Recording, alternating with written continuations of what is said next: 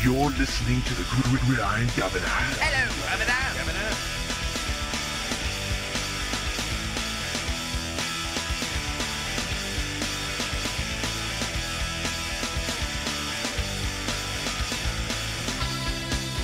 What is up? How are we doing, Tampa Bay? My name is Jason Dowling. I am the Governor, and you are listening to The Gridiron.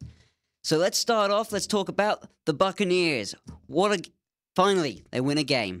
It was great to see some awesome defense go through and some great offense. Josh Freeman throwing it like 338 yards. It's good to see because there was a lot of issues saying that he was going to be inconsistent. There was a lot of talk around saying that he wasn't going to do very well. And, we did see it again today. We saw that he was passing poorly with the medium to short range. But you know what? It didn't matter. They got the win, and it helped because he has touch on the deep ball. And that's what really matters, is getting that W in the end. Now, I know the Chiefs aren't exactly one of the best teams out there, but they do have a very good defense that's actually, I think, quite underrated, and I believe that the Buccaneers completely exploited their safeties and their corners. And Mike Williams, Vincent Jackson came through, and I think they dominated. They took over that game, really helped Josh Freeman just get a little bit more comfortable, and they pulled out the win. So, because you listen to The Gridiron, we are here. You can call in. Number is 727-597-4022. You can also get me on my Facebook on The Gridiron with the Governor. And I'd love to hear from you. Take your calls, maybe some messages, and hopefully we can hear from you. But yeah, let's talk more about the Buccaneers.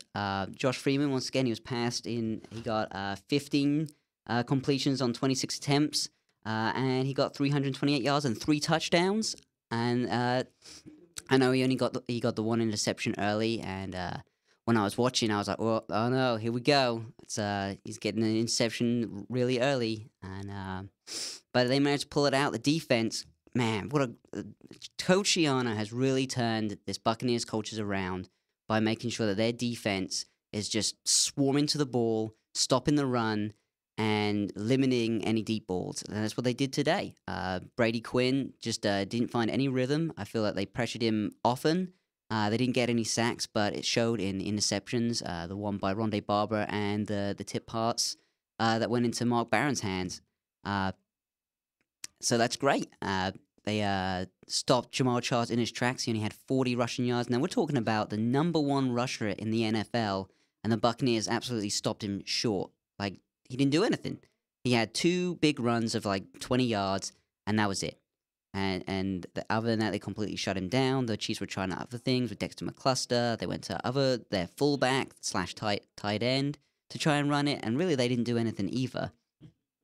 So I'm really proud, really proud of my Buccaneers today. And next week we've got the Saints coming through, and we really have to put on our chin straps and tighten up our pants, because that's Drew Brees that's coming in, and that guy can throw all over the place. I know their team itself isn't having a very good year, but honestly, it's Drew Brees, and Drew Brees can make you pay in a number of ways. So, but that's for next week. We're reveling in a victory today. So the Buccaneers are now 2-3, which I think is very indicative of not very indicative of what their team really is. I think honestly that team could definitely be 4-1. I think that they just kind of let it go during the Giants game. I think they just let it go in the Washington game. And really, the Cowboys game, it was a winnable game, but I say the offense just wasn't getting anything going. And with the Washington game, really, the defense just couldn't hold up in those final minutes. Other games that are going on right now, we have got... actually, everything's gone final. Washington beat Minnesota 38-26. The Giants absolutely destroyed San Francisco, which was great because I hate San Francisco. I think they are not a completely overrated team, but I think they're not as good as people are giving them credit for.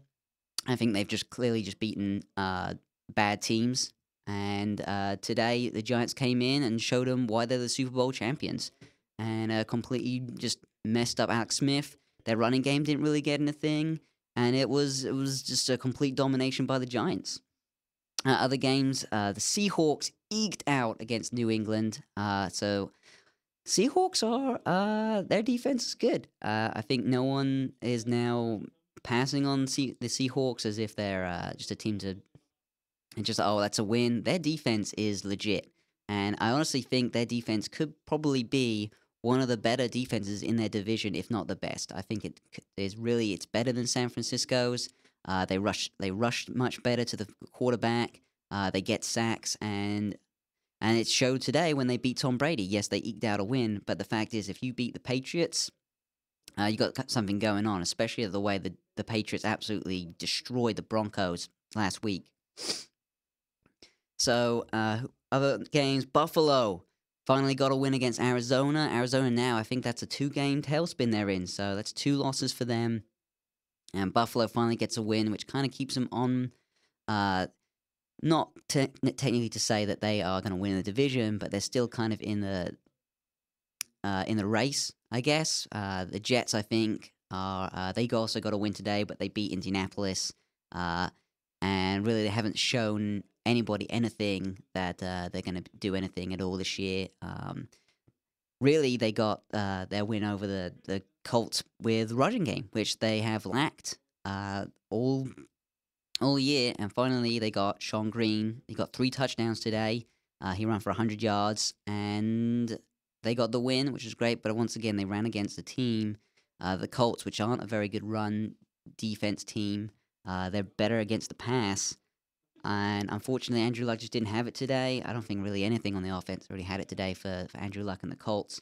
And unfortunately, they lost. But the Jets won 35-9, and they're also in the running for contention with that division, but I really don't think they're going to go anywhere down the stretch. I just don't see it. I don't see the offensive consistency against tougher teams. They still have to play the Patriots again. Actually, still have to play the Patriots twice. I think the Bills are going to give them another run for their money. And, of course, Miami, which also got a win today against St. Louis, is playing very well. Ryan Tannehill is probably, I want to say he's better than RG3, and just the fact that he's a better pocket passer, he can actually move, and he's just more mature. I feel like he's a more mature quarterback, and he's playing extremely good football. And Coach Philbin, the head coach for the Dolphins, has really got that defense playing extremely well, and the offense is doing what it needs to do, and they get another win against St. Louis. So the NFC East is actually NFC North, is looking pretty good. I still think the Patriots are going to win that division.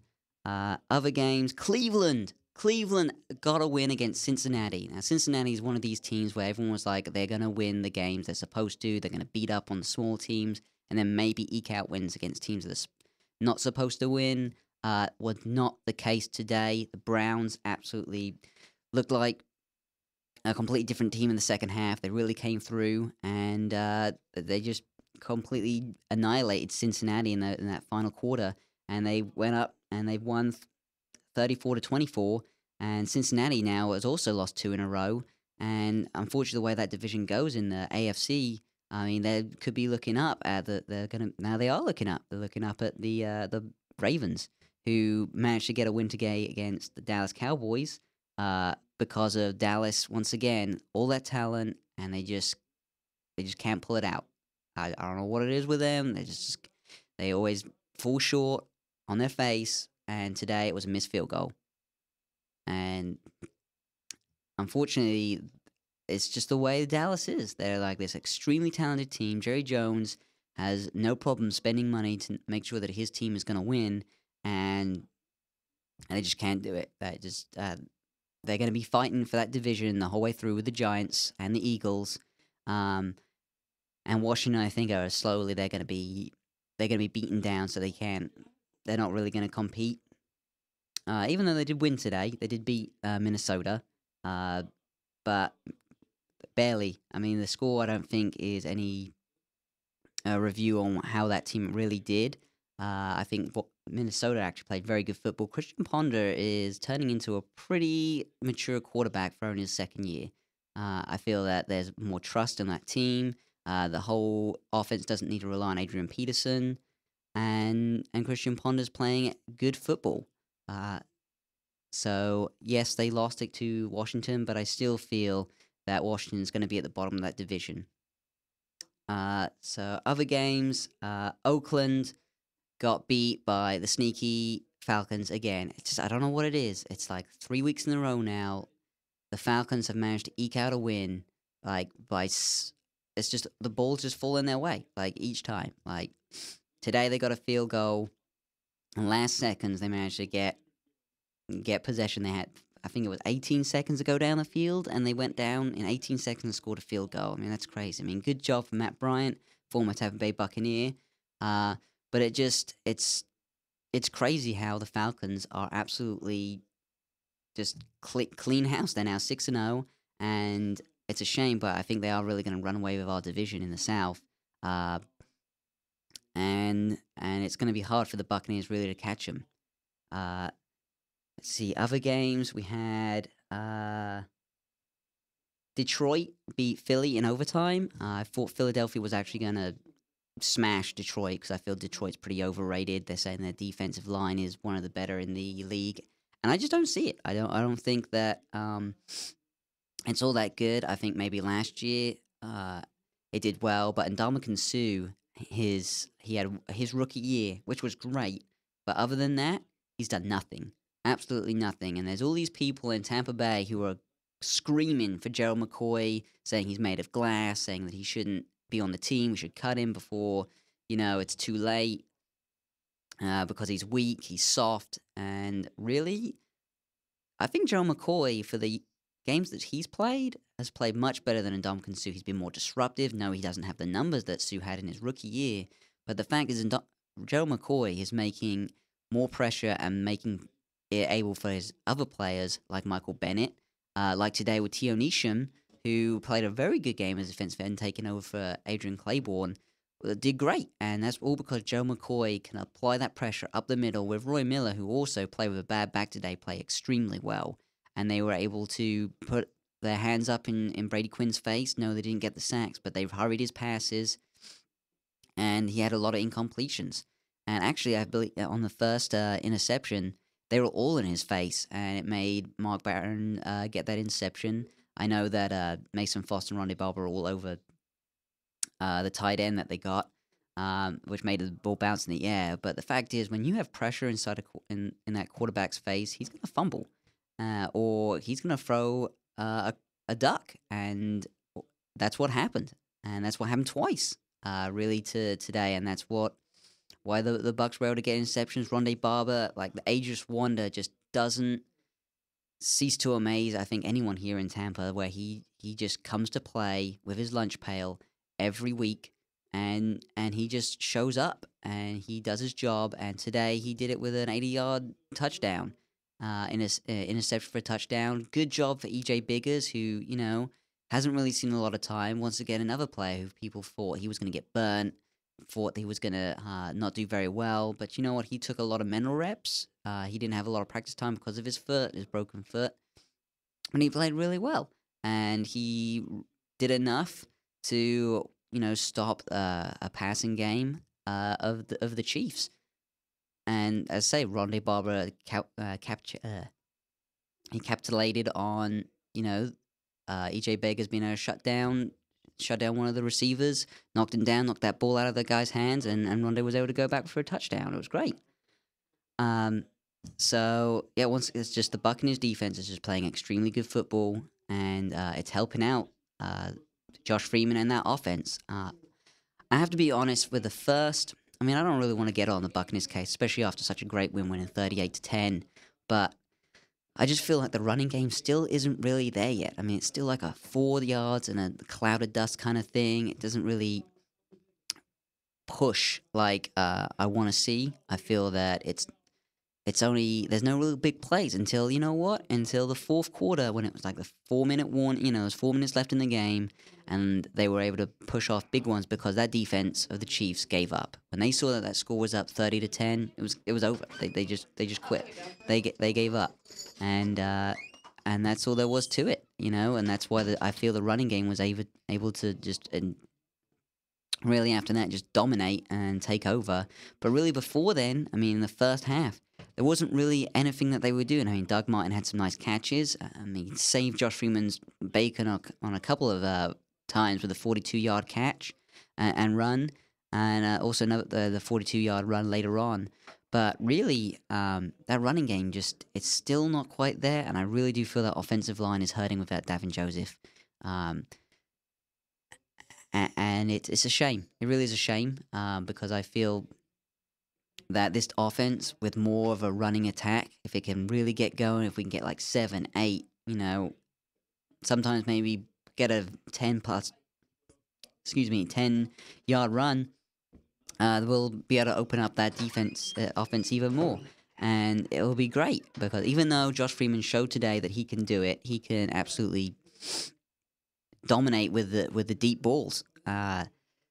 Like he did today. Mike Williams was on fire again. That's another 100-yard receiving. That's 2 in a row that he's had now, and I believe he is now the touchdown leader. He has 4 touchdowns. And Vincent Jackson again was also doing great.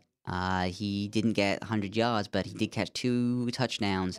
The second one was absolutely awesome. It was just like Josh Freeman just needed to throw it in like a 10-yard area, and his giant hands just like snatched it out of the air, and he just ran in. It was awesome.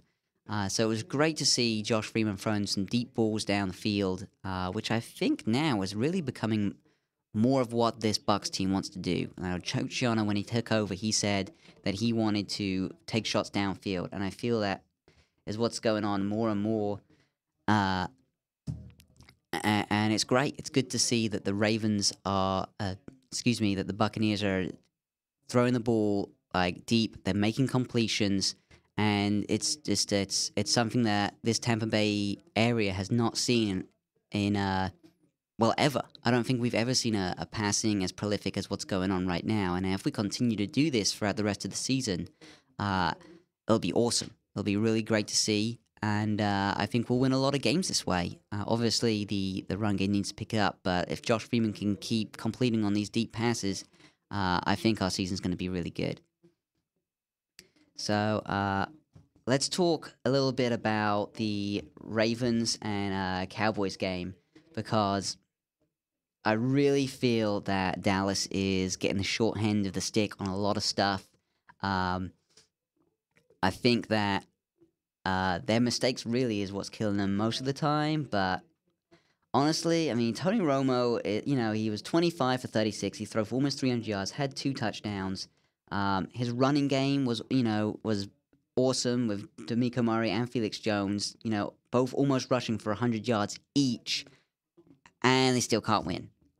I mean, credit to Baltimore's defense, but honestly, the game was like right there for them, and they just couldn't pull it out. This is a missed field goal, and it seems like this is something that's happened to the Cowboys, game in and game out, and it's probably really getting on Jerry Jones's nerves. Now, do I think Tony Romo's in trouble?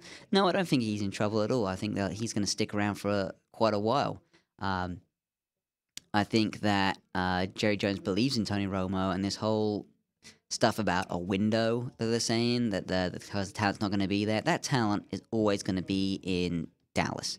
Jerry Jones will never allow them to have a lack of talent on that team to challenge for that division. However, it just seems that mental mistakes or clock management or a costly interception here and there is really just kicking their ass. So it's a shame. It's a shame because you know what, I like the Cowboys. I like them as a team. I know some of their fans are kind of jerks, but honestly, I feel that they should be in more playoffs than they are, and now the Giants just have that killer defensive line, and it's just their defense overall. And Eli Manning now has now become elite, and I don't care what anyone says. I think Eli Manning is elite, and he's going to be elite for a while. I think he's almost on the same spot as his brother, Peyton. But Tony Romo, I don't think is there yet where he can. I just don't think he's as good as Eli Manning. I do think he's better than Michael Vick, who is having fumbleitis this year. He's just fumbling all over the place. It's crazy. But I just feel that the Cowboys need to do a better job of being mentally tough. And I think that's just what's killing them. And it's a shame. It really is. Kudos to the Ravens, though, because once again, like the Ravens just, their defense is what's always kind of been what the Ravens is all about up until this year. Joe Flacco is really making a name for himself by throwing deep balls, and his offense is just clicking. It's great. It's nice to see Ray Rice is just toeing the line. He's running all over the place. I mean, not so much today, Ray Rice. I mean, he got 63 yards, but he did get 2 touchdowns, and it's Ray Rice does what Ray Rice does. And Joe Flacco, passed for 234 yards and a touchdown today. And he's just good. Like, that's all it is. Joe Flacco he's good. And I think he's going to get his giant contract at the end of this year. Will it be game breaking? No, I don't think so. I think he'll probably get something, for, lock him down for another 5 years, maybe like 50 to 60 million, maybe not that much. Because their general manager, not to say he's cheap, but I don't think he likes to pay that kind of money. But I do believe that Joe Flacco has deserved his paycheck. I think the most disappointing person on the Cowboys has got to be Dez Bryant. Now, I know he had a really good day today, like a really good day. He had 2 touchdowns, almost 100 yards. But I think that Dez Bryant is, to put it lightly, a whiny bitch. I don't like it. He was like he was the number 1 receiver taken in his draft class, and I don't honestly feel like he has lived up to his draft status. He gets in trouble a lot. Is on the field. You see him complaining. Today was probably his most complete game, and it's now it's week 6, and he has his first complete game. Being a homer that I am, that's Tampa Bay. Mike Williams went in the 4th round, and I feel that Mike Williams is running circles around Dez Bryant. And, there was questions about Mike Williams, whether he was committed enough, whether, this was really what he wanted to do. I know he got in trouble at one time when he was a Buccaneer for the alleged drunk driving, even though he blew under the limit. And, that he still got arrested, which I think is garbage. But Mike Williams is a better wide receiver right now than Dez Bryant. He's actually a better wide receiver than Aurelius Ben, who went in the 2nd round to the Bucks, who has done nothing. He hasn't caught a single ball yet, I don't think. He did that stupid bend around where he does this flipping college play reverse. And it's just, he's kind of invisible right now, and it's unfortunate to see that another draft pick by Mark Dominic just hasn't done anything, and hopefully that changes. Hopefully it changes soon. But I think Josh Freeman really is locked down with Vincent Jackson, with Mike Williams, and now Tyquan Underwood, who had an awesome catch and run today for 65 yards. And he probably could have took it to the house, but he's going to get caught. I mean, I know he's fast, but he didn't quite make the cut to get to the end. But it seems that the wide receivers that the Bucks have right now are really just grabbing the balls out of corners' hands, and I think they're getting a lot of lucky tips, and that's great. So let's go back a little bit again to the Cowboys game. I don't know. It's just the same thing. It looked like the Cowboys were kind of like, really in this game. They looked like we're doing really good. Looks like they were going to pull out the win, and they choke. Just a stupid missed field goal, which actually was the exact same thing with Arizona against Buffalo today, where Arizona missed their field goal from like 20 yards away. It was like a chip shot, and it was with 4 seconds left of the game, and they lost, and then Buffalo managed to get that win, which I think is great because I feel like all these underdog teams like Buffalo, like Cleveland, and at least Cincinnati now has like made a name for itself. It's got its quarterback, it's got its wide receiver.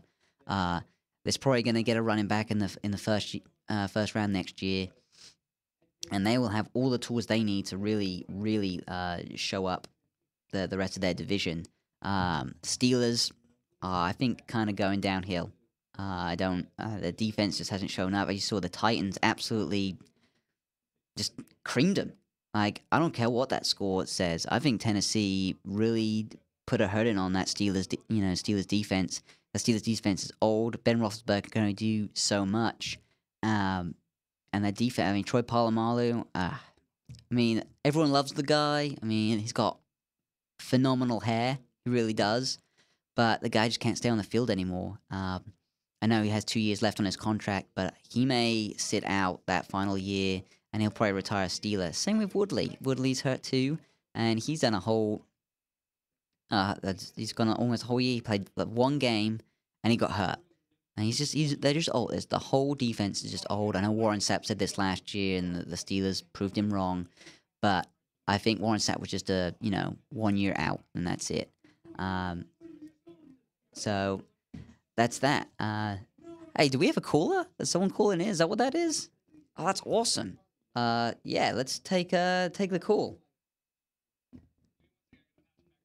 Oh, okay. All right, so we've got to wait for someone to patch through. See, that's great. First show, one call. Awesome. Okay. All right, we're going to get pointed at. So while we wait for the call to come in, let's talk about tonight's game. We've got Green Bay against Houston. That's at 8:20 tonight. My money's on Houston. I don't think Green Bay is showing really that much to warrant that it's doing better. And I think Houston is just firing on all cylinders. I think Houston is ready just to take it. All right, so we have our first call. Hello. Hey, how's it going? You're listening to the Gridiron with the Guvnor. How you doing? I'm good. How Hey, you I doing? want to know your opinion on this Yankees against Detroit game, past two games. All right. What do you think about it? I'm not sure. Are you a baseball fan? Yeah, actually, I'm a Rays fan. I mean, I know I've been watching the Yankees. They're kind of actually, I feel like they are almost an underdog because they've got Jeter got hurt yesterday. Mario Rivera's been out, and I know Detroit won yesterday. Yep, and Detroit won tonight, 3-0. So Yankees only got 3 runs. I'm a Yankees fan, so it's like I'm pissed off, and I just need a vent about it. Well, this is this is the it's best show. It's like, all of a sudden the manager loses his family, a member, his father, and Girardi, I mean, is probably not bringing down the team, but as a manager, he should suck it up and get back into the game, right? Don't you think? Well, I don't know what to say about that. I mean, when you lose your father, I mean, you're going to be, you're going to be devastated. I lost my father, but that's near nor there, know. But still, I mean, you're in the playoffs. I could see if it was during the regular season, but you're in postseason right now, right? I just say that Girardi should honestly say, suck it up, get out there, not injure all his players or anything like that, but he should definitely get back on the train, don't you think? Well, I mean, what more would you like him to do? I mean, what is it that you're not seeing from him that you want him to do? I mean, I don't know. I just think, a manager, I don't know. I don't know what he is actually thinking right at this moment. I'm hoping that he's hoping to go to Detroit, then win like 5 games straight, Well, I mean, they still have a chance. I mean, that the offense that the Yankees have, I mean, that lineup is, one of the better in the league. I mean, the only other one I would have thought would have been. Well, I'm glad you agree with that. With Houston. All right. Well, hey, I got my venting out, and I appreciate you taking my call. All right. Well, just call back anytime. All right. Thank you. Bye. And we always invite callers. If anyone else wants to call in, you're more than welcome to call in. Our number is 727-597-4022. And I would be more than happy to take anyone's calls. If you want to vent like the gentleman we just have, I would, go ahead. Let's talk. Let's if you want to cheer and shout about the Buccaneers being like, yeah, finally we got this win, and next week's going to be the same. And it looks like we're going to have another call. So here we go. Hey, good afternoon. You're here with the Gridiron with the Guvnor. Who's this? Hi, this is Phil. Hey, Phil, how's it going? Hey, I'm doing pretty good. Am I in the air yet? Yes, sir, you're on the air. Oh, all right. Well, first of all, I wanted to say, go Tigers. All I right. don't really care about the Tigers. I think the world loves to see the Yankees lose. So Apart from the last just caller. let be out there. Yes, yes, I was listening, and then whoever the last guy, I forget the gentleman's name, but just like him to know that the rest of the world wants to see the Yankees lose. So. All apart from New York, But I think. back to football. All right, let's talk some football. The Buccaneers. Do you think they re-sign Aqib Talib at the end of the year? I don't think so. I think that after this last incident happened, to find out that he, I mean, the fact that he took something and was unprescribed. I mean, it's just, what are you doing? Like, you said that you were a better person, you were going to be smarter, you were going to do everything you could do to make Coach Shiano happy, and then you went and take something that's an unprescribed drug.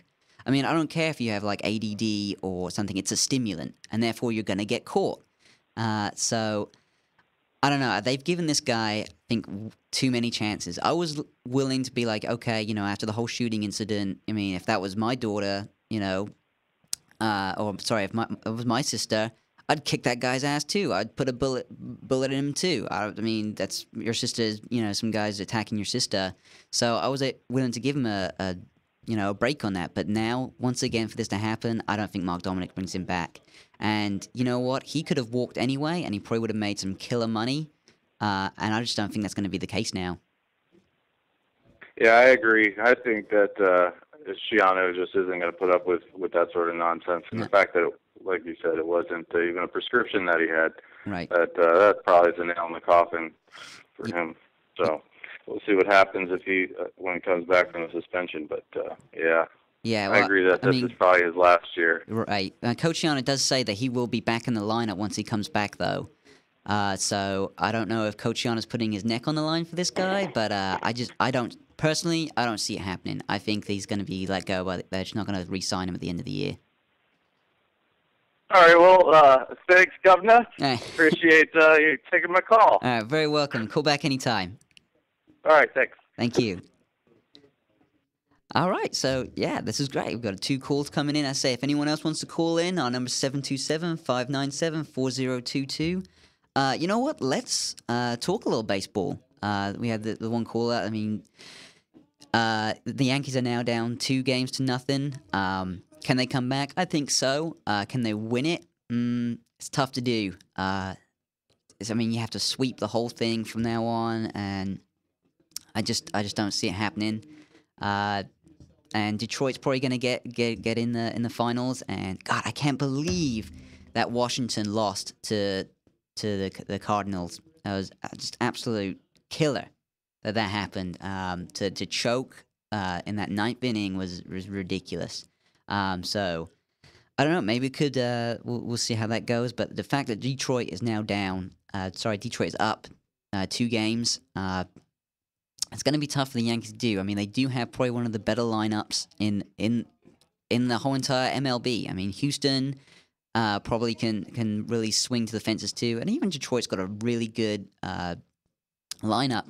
But the Yankees lineup is just, you got Swisher, you got Teixeira, you got Curtis Granderson. Even with Jeter out, it doesn't matter. I mean, just those 3 guys on their own will win you ball games. CC Sabathia is playing lights out. He had a complete game against the Browns, against Baltimore, and I mean, it's only a matter of time before he comes back. He'll probably win that game against be against Verlander. It'll be tough, but I think that CC Sabathia is just awesome pitcher, and he's tough to beat. He really is. With regards to the Rays, because I know they're not in the playoffs, but narrowly missing it because the upstart O's, who pretty much had taken the whole shtick away from the Rays, because that was really the Rays thing, was they are the underdogs who somehow make it in with the low payroll, and the Orioles did that. They outrated the Rays this year, and that was kind of a shame to see. With Evan Longoria out for so long, I mean, he was out for 80+ games. He's just he's got to stay healthy, because he's been out for every year he's hurt, and he just when you pay a guy, he's got almost a not a lifetime contract with the Rays, but he's got a long contract with us, and you just want him to stay healthy. He is the linchpin on that offensive lineup for the Rays, and they need him. They need people like Longoria. They need people like Keppinger. They certainly don't need people like Carlos Pena striking out 200 plus times. And I'll be honest, when they said that they re-signed him, I was excited because I thought he was still good for those 30 home runs, and I would take those 100 plus, 150 plus strikeouts if he was going to give me 30 bombs. Because guess what? Those 30 bombs would have got us into the playoffs. Luke Scott's the same thing. He was brought in because he was supposed to have, a killer bat. He was supposed to give us home run power, and he didn't. I mean, he was hurt twice, and I don't know. He just once he went down on that slump when he was like 0 for was almost 50 or 0 for 60. It was okay. It wasn't 60, but it was ridiculous. And when I saw that, I was just, you know what? He's just not gonna. He's not back. There's something there, and he's just not gonna be able to pull something out really. And the Rays unfortunately suffered. Andrew Friedman now has to go back to the drawing board because now we have to find a first baseman. We're gonna have to find a center fielder because B.J. Upton, unless some miracle stays with the team, he's gonna walk and he's gonna get paid, and he can pretty much choose wherever he wants to go, and he'll get what he wants. So we're now going to have to find another center fielder because I don't think Desmond Jennings is the answer. I think he's okay in left field. I don't think he has the arm to be in center field, and I think teams will try and take advantage of him with Desmond Jennings playing in center field. Sam Fold I don't think is an answer. He's a good utility player, but I don't think he's really the answer. And so Andrew Friedman really has to go looking for players now, and I don't know what we're gonna do. I mean, our payroll is, I don't know if it's gonna go down now because we thought they kind of broke the bank to get Pena, to get Scott, to get Keppinger, and it's just it didn't really pay off. And now they're not in the playoffs, and I don't know. I don't know if the payroll is gonna go down or if it's gonna go up, and now we have to wait and see till the end of this World Series. Once it's all over and done with, then free agency will start, and hopefully Andrew Friedman will dig in and do his Moneyball thing that he does so well. Whether that's having to trade pitchers, I really hope we don't get rid of James Shields or David Price. Heck, I don't really want to see any of our pitchers go, but if that's what we got to do to get some bats in the lineup and get us into that postseason and get us over the hump in that postseason and get us back to the World Series, then I guess that's what we got to do. I wouldn't like Shields to go. I think our whole David Price, Shields, and Matt Moore and Jeremy Hellickson, I think that lineup's amazing. I really like that lineup. Alex Cobb or Chris Archer, they're people that could be young pitchers that we might want to trade.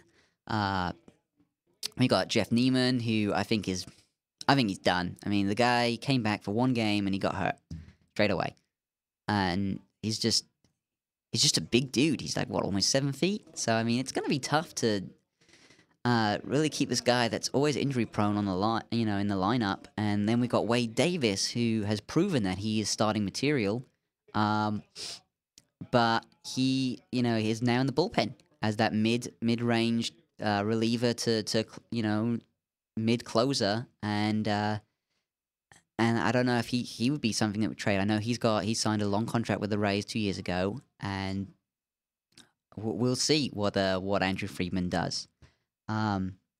Let's talk a little bit of college football. The Gators got another win against Vanderbilt last night. That was great to see because now I think at 8:30 the BCS polls come out. They're going to be number 3. They're going to be number 3 in the country because the South Carolina got beat by LSU, which just cements Florida's win over LSU last week. And they're going to be number 3. I think Notre Dame's going to be moving up, probably to number 4. And Alabama, I mean, I know they're ranked number 1, but have they really played anyone like super tough? I don't really think they have yet. And I know they've got LSU they've got to play, and they've got their own in division teams. And now, actually, speaking of it, in division teams, I mean that there's South Carolina's not looking as tough against Florida anymore. I mean, yes, it's going to be a tough game, but I don't think that I'm not as worried about it as I thought I would be. And now, like Florida State, you best be rooting for Florida to kind of go 11-0 like the whole way, and that way you best keep pace too, because if you manage to beat Florida, then Florida State might actually squeak into that national championship talk. But that now I'm even more excited for that. I'm more excited to see the Florida Gators, play Florida State, and that's gonna be a war. It's gonna be awesome, and that really could tell us like who is going to be on national championship. It would be great to see the Gators, there again in the national championship. It's a little early yet. I mean, they still have Georgia to play. They still have South Carolina to play, and those games are always tough. It's SEC. It's the toughest division in college football. I don't care what you guys say. You guys can call up and tell me how, Michigan or Ohio State is like the part of the best teams in college football. They're not. SSC is the toughest division in football, period. And that is all. USF, man, like, what is going on with the Bulls? Like, do we need to do something about Skip Holtz? Do we need to do something about the coaching staff? I'm at a loss, because I feel like the offense is there, but it's just so inconsistent. Like, I know this is BJ Daniels' senior year, and, he's going to be done. At the end of this, and we just have to wait and see. Like, their backup, are they going to put the backup in if it looks like they're going to be a lost season? Are they going to say, okay, BJ, thanks for all your time, but we're going to see what we've got with a new guy? I don't know. I would like to see a defensive change. We managed to get him on these 3rd and longs, and then we just blow it. We blow those 3rd and longs. And it's, what the heck is going on? It's not okay anymore. And we got that loss against Rutgers. We lost to Ball, and then we lost to Temple.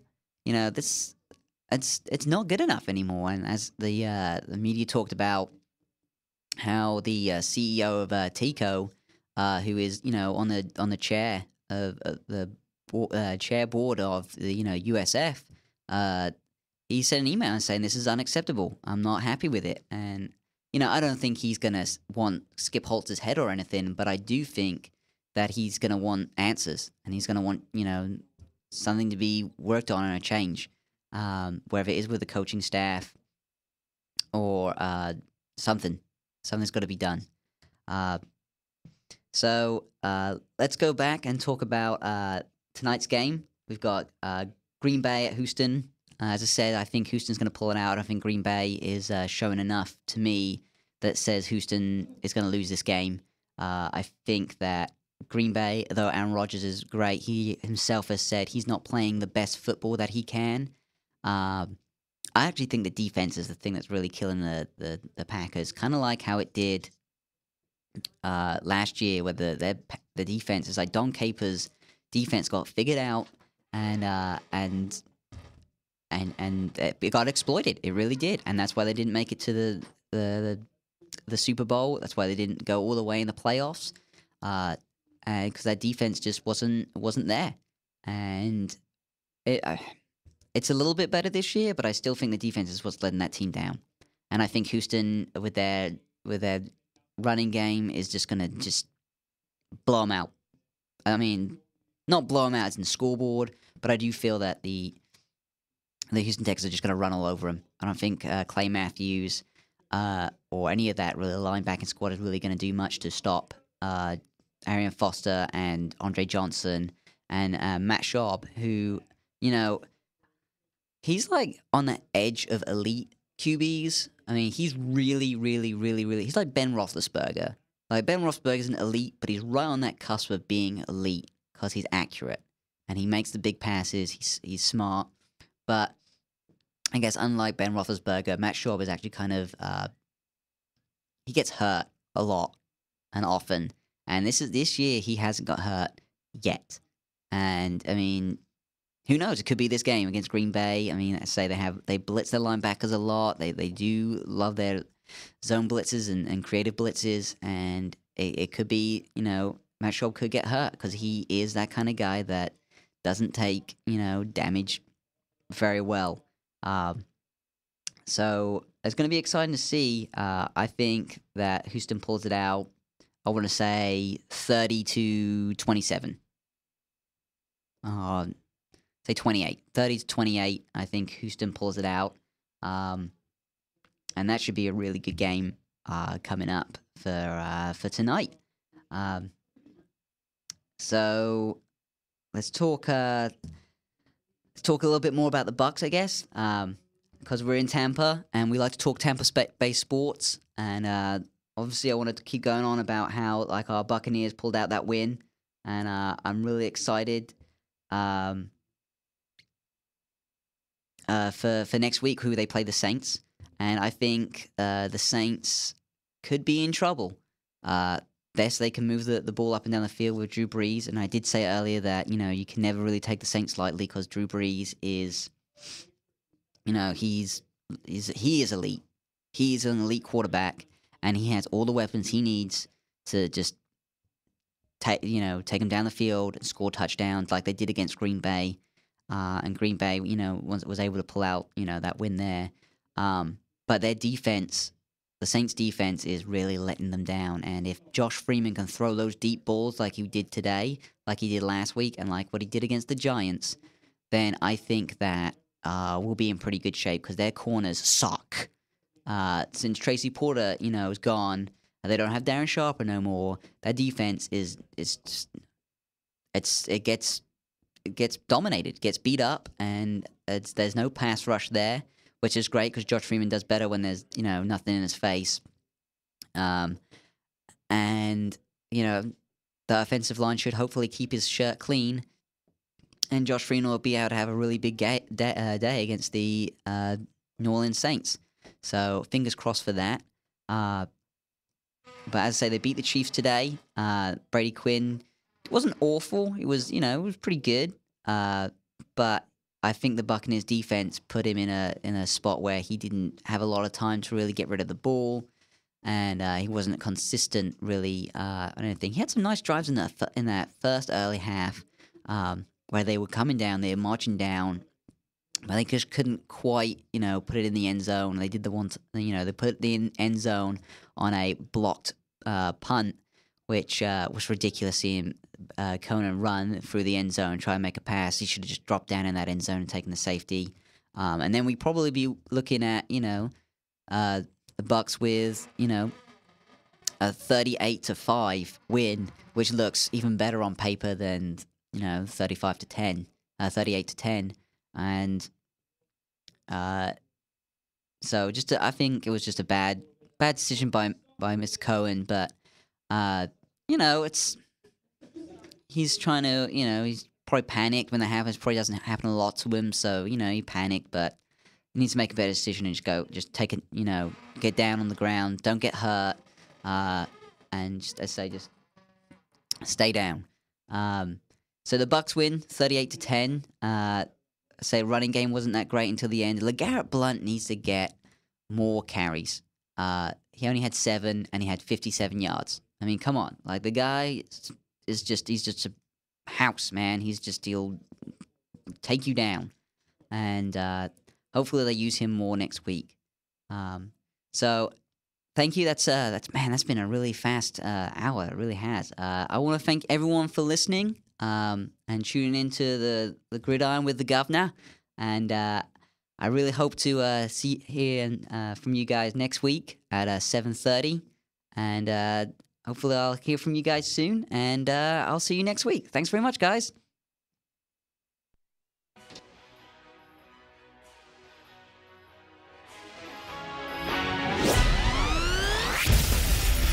You're listening to the Gridiron Governor. Hello, Governor.